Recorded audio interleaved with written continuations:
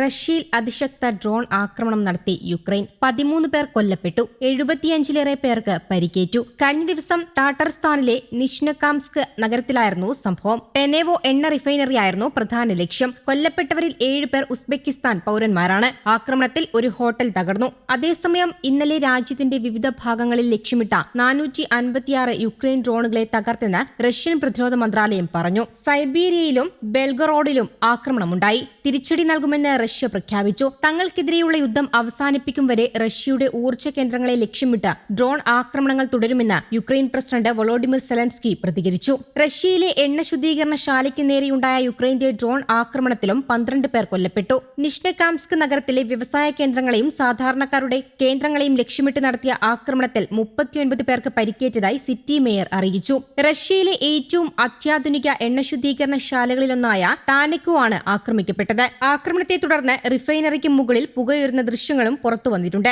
ടാറ്റ്നഫ്റ്റിന്റെ ഉടമസ്ഥതയിലുള്ള ടാനേക്കോ റിഫൈനറി റഷ്യയുടെ പ്രധാന ഇന്ധന സ്രോതസ്സുകളിലൊന്നാണ്. 2024 1.7 കോടി ടൺ അസംസ്കൃത എണ്ണ ശുദ്ധീകരിച്ച ഈ പ്ലാന്റിൽ നിന്ന് 27 ലക്ഷം ടൺ പെട്രോളും 85 ലക്ഷം ടൺ ഡീസലും ഉൽപ്പാദിപ്പിച്ചിരുന്നു. കഴിഞ്ഞ ഏതാനും മാസങ്ങളായി റഷ്യയിലെ എണ്ണ ശുദ്ധീകരണശാലകൾക്ക് നേരെ യുക്രൈൻ ആക്രമണം കടുപ്പിച്ചിരിക്കുകയാണ്.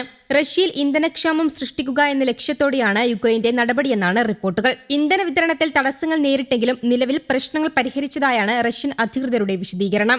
എന്നാൽ എത്രയെണ്ണം ലക്ഷ്യത്തിലെത്തിയെന്ന് റഷ്യ വ്യക്തമാക്കിയിട്ടില്ല.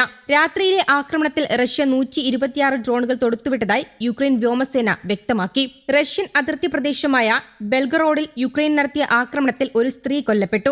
ഗേഴ്സൺ മേഖലയിൽ ഒരു ടാക്സിക്ക് നേരെയുണ്ടായ റഷ്യൻ ഡ്രോൺ ആക്രമണത്തിൽ ഒരു പുരുഷൻ കൊല്ലപ്പെട്ടതായും അധികൃതർ വ്യക്തമാക്കി. അതേസമയം ഹർക്കീവിൽ റഷ്യ നടത്തിയ ആക്രമണത്തിൽ 5 പേർ കൊല്ലപ്പെട്ടു. ചുഖുവ് മേഖലയിലെ ബുഖൈവ്ക ഗ്രാമത്തിലെ ജനവാസ മേഖലയിൽ റഷ്യ നടത്തിയ പീരങ്കി ആക്രമണത്തിൽ നിരവധി വീടുകൾ തകർന്നെന്ന് യുക്രൈൻ അധികൃതർ സ്ഥിരീകരിച്ചു. യുക്രൈനിലെ വൈദ്യുതി ഗ്രിഡിനെ ലക്ഷ്യമാക്കി റഷ്യൻ സേന കഴിഞ്ഞ ദിവസം നടത്തിയ ആക്രമണത്തെ തുടർന്ന് തെക്കൻ ഒഡീസ മേഖലയിൽ വൈദ്യുതി ബന്ധം പുനഃസ്ഥാപിക്കാനായില്ല. 10,000-ലേറെ വീടുകളെയാണ് ഇത് ബാധിച്ചത്. റഷ്യയിലും യുക്രൈനിലും നടന്ന ഡ്രോൺ ആക്രമണങ്ങളിൽ 10 പേരാണ് നിലവിൽ കൊല്ലപ്പെട്ടിരിക്കുന്നത്. മോസ്കോ പരിസരത്ത് നടന്ന യുക്രൈൻ ഡ്രോൺ ആക്രമണത്തിൽ 5 പേരും യുക്രൈനിലെ വിവിധ മേഖലകളിൽ റഷ്യ നടത്തിയ ആക്രമണങ്ങളിൽ 5 പേരുമാണ് കൊല്ലപ്പെട്ടത്.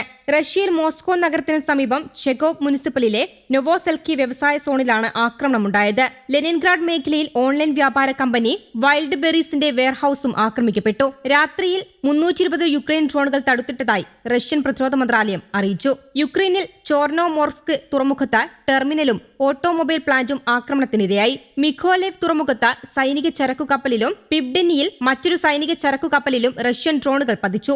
ഒഡീസയിൽ ആയുധങ്ങളുമായി വന്ന 2 കപ്പലുകൾ കൂടി ആക്രമിക്കപ്പെട്ടു. യുക്രൈനിൽ റഷ്യൻ ആക്രമണങ്ങളിൽ ഇതുവരെ 16,000-ലേറെ സിവിലിയന്മാർ കൊല്ലപ്പെട്ടതായാണ് കണക്കുകൾ. സൈനിക മരണനിരക്ക് ഇരു രാജ്യങ്ങളും പുറത്തുവിട്ടിട്ടില്ല. 4 വർഷം പിന്നിട്ട റഷ്യൻ അധിനിവേശത്തിനെതിരെ ശക്തമായി ചെറുത്തുനിൽക്കുന്ന യുക്രൈൻ അടുത്തിടെ ദീർഘദൂര ഡ്രോണുകൾ വികസിപ്പിച്ചിട്ടുണ്ട്.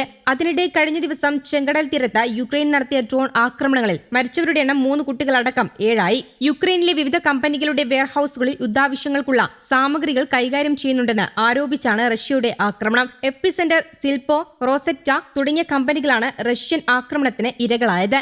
News desk Kerala Kaumudi.